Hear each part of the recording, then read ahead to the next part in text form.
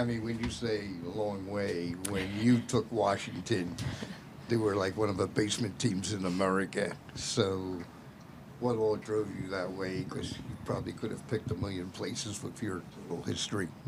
Yeah. Well, first off, just got my start late in my career. I took the long path. So many players and so many coaches get jobs way early in their careers. I'm real grateful for taking a little bit longer. I feel like I was really prepared and got my first job at Northern Colorado for 4 years and loved that experience. Washington State came open, and quite honestly, Texas education, I didn't even know where the state of Washington probably was at the time.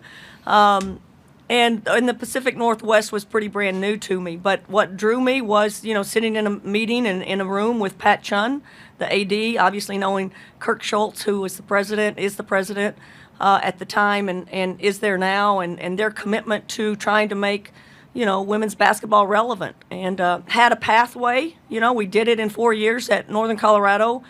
Wanted the challenge of playing at a little bit higher level, having to recruit a little bit longer athlete, and again, just compete against the best athletes in the country. And the Pac-12 was really, it is, to me, the best league in the country, top to bottom.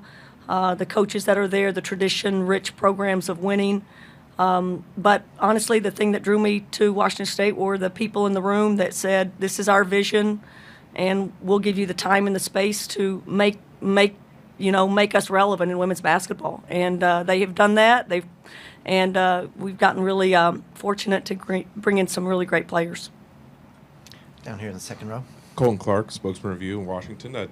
Kind of on that, on paper, the transformation of the program is pretty stunning to look at. The history of it. If you were to explain to an outsider, just kind of a brief, explanation of what happened, what turned, what would you say?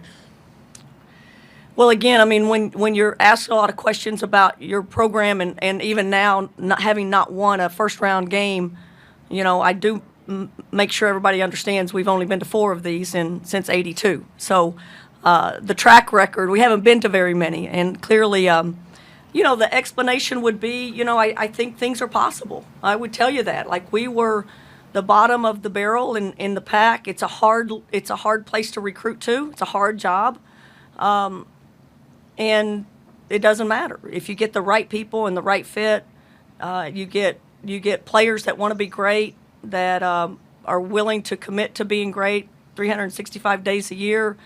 Got to get maybe a little bit lucky through hard work on getting some special and unique players. But I think the way we did it didn't have to be fast. We built a culture. We got great character people in our program. They were the foundation piece, and then we've built a little bit more talent on top of them now for 5 years in a row. And now when we bring players in, it's really a player-led culture. That I don't have to be the behavior cop anymore. The seniors and the upperclassmen kind of have everybody in line and teach the young ones how to be and how to train and how to sound like a championship team.